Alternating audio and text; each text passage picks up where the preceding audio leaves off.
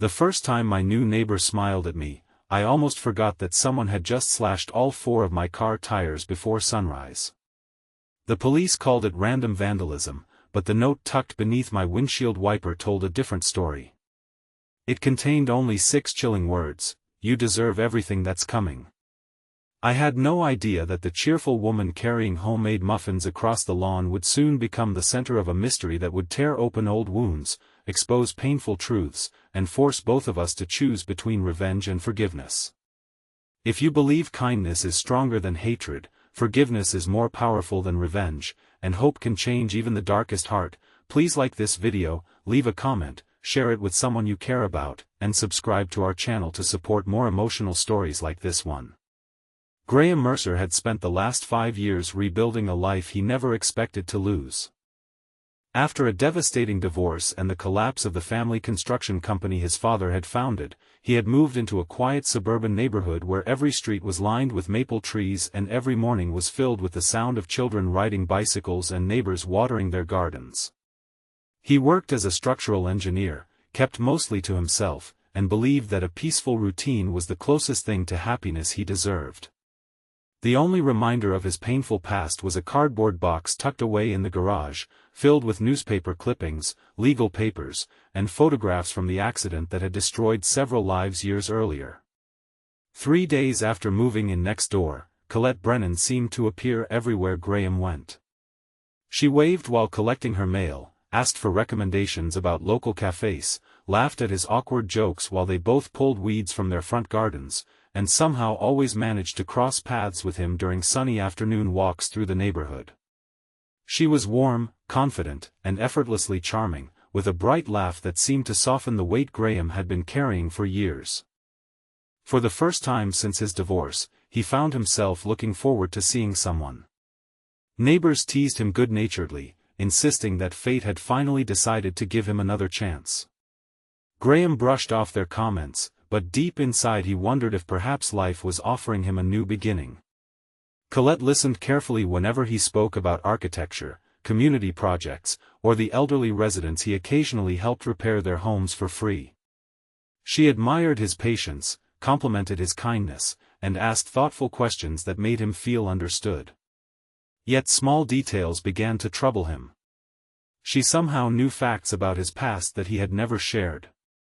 She occasionally glanced toward his garage with unusual interest. Once, while helping him organize donated building supplies for a local shelter, she froze for a split second after spotting an old framed newspaper clipping hidden inside a storage box. She recovered almost instantly, but Graham noticed the change in her expression. The warmth vanished, replaced by something colder before her smile returned. He dismissed the feeling. Everyone carried hidden scars. One bright Saturday afternoon, the neighborhood hosted a charity picnic in the local park. Families laughed beneath colorful tents while children played games across the open field. Graham volunteered to assemble picnic tables while Colette worked beside him serving lemonade. Watching her comfort an elderly widow whose husband had recently passed away made Graham admire her even more. She seemed genuinely compassionate. As the afternoon ended, an older resident named Everett approached Graham with concern. He quietly mentioned seeing someone near Graham's driveway several mornings earlier, slipping something beneath the windshield wiper before walking away quickly. When Graham asked for a description, Everett hesitated before admitting it looked remarkably similar to Colette. The words echoed in Graham's mind throughout the weekend. Instead of confronting her immediately, he paid closer attention. He noticed her occasionally photographing his house while pretending to take pictures of flowers. She asked strangely specific questions about the accident involving his father's construction company from years before. She even visited the local courthouse one afternoon. Everything changed during a community cleanup event held on a sunny Monday morning. While gathering litter near the Riverside Trail, Graham accidentally dropped his wallet. Colette picked it up before he noticed. As she handed it back, an old family photograph slipped onto the grass. It showed Graham standing beside his father on the day their company opened its largest project. The color drained from Colette's face. She whispered only one sentence before walking away.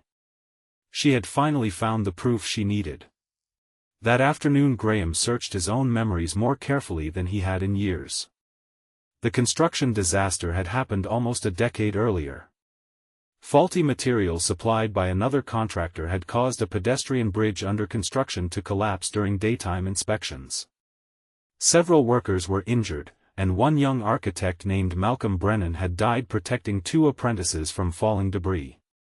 The investigation eventually cleared Graham's father of criminal wrongdoing after proving the defective materials came from another company that had falsified safety certificates.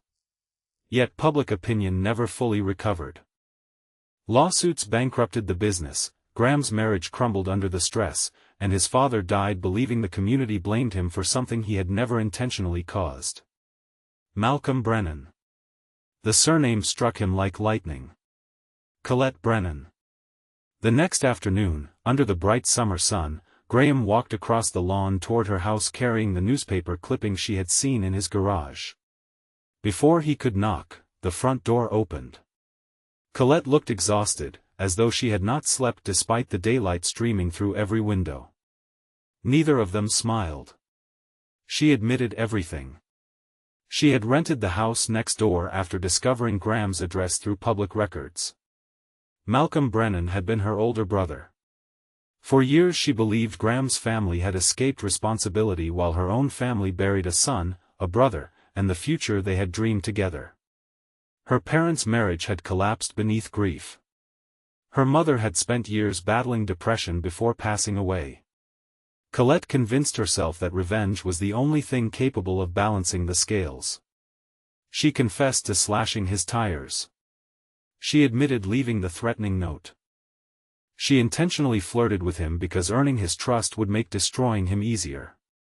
She planned to expose embarrassing details from his divorce, damage his professional reputation, and watch him lose everything the way her family had.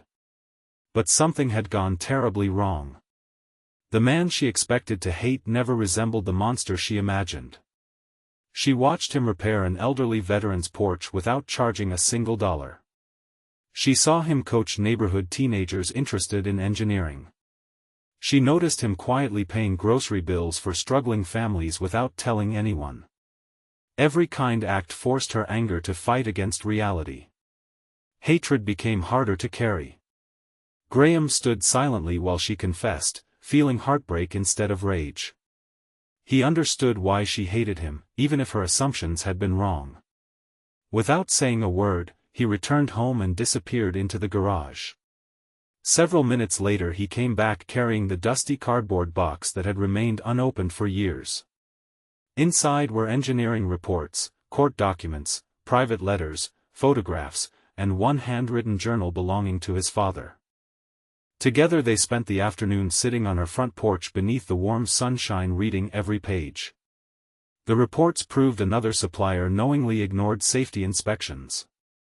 The journal revealed Graham's father had visited Malcolm's parents dozens of times after the accident, bringing financial assistance anonymously because he believed no amount of money could replace their son.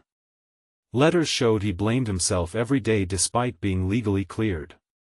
He had lived with crushing guilt until his death. Tears streamed down Colette's face. She realized revenge had been built upon an incomplete story. She apologized repeatedly, unable to forgive herself for what she had done. Graham admitted he had spent years hiding from the past instead of helping others understand what truly happened. Both of them had allowed silence to become another tragedy. Over the following weeks, every meeting happened beneath bright afternoon skies. Instead of planning revenge, they began working together to create something meaningful. They organized a scholarship honoring Malcolm Brennan for students pursuing engineering ethics and workplace safety. They invited accident survivors to share their experiences with local construction companies. Graham publicly acknowledged the emotional suffering Malcolm's family endured, while Colette openly admitted her own mistakes and encouraged others not to let grief become hatred. The neighborhood watched two broken people slowly become friends through honesty instead of resentment. One afternoon, nearly a year later, the scholarship welcomed its first recipient. Malcolm's portrait stood beside Graham's father's photograph during the ceremony, reminding everyone that truth often carries more than one family's pain. As applause filled the community center, Colette realized she had arrived intending to destroy a stranger but had instead discovered a man carrying grief almost identical to her own. Graham understood that healing sometimes begins only when someone dares to uncover the whole story instead of believing the version shaped by anger. Before we reach the end of this journey, we'd love to hear from you. Have you ever discovered that someone you blamed for years wasn't the whole story? Leave a meaningful comment about the power of forgiveness, truth, or second chances, because your words may encourage someone silently carrying the weight of resentment today. As the afternoon sun settled gently across the neighborhood, Graham looked down the quiet street where fear had once lived and saw children laughing, neighbors talking, and Colette planting flowers beside the walkway they now both helped maintain. Neither of them could erase the losses of the past, but they had learned that revenge only multiplies pain while compassion creates room for healing. The deepest wounds are not always healed by justice alone. Sometimes they begin to close when two hurting hearts choose understanding over assumptions, truth over bitterness, and hope over hatred. Their story became proof that even lives divided by unimaginable tragedy can find peace when courage replaces revenge and forgiveness is allowed to grow in the light of a new day. If this story touched your heart, please like this video, leave a meaningful comment, share it with someone who needs hope today, and subscribe to our channel so you never miss another emotional journey.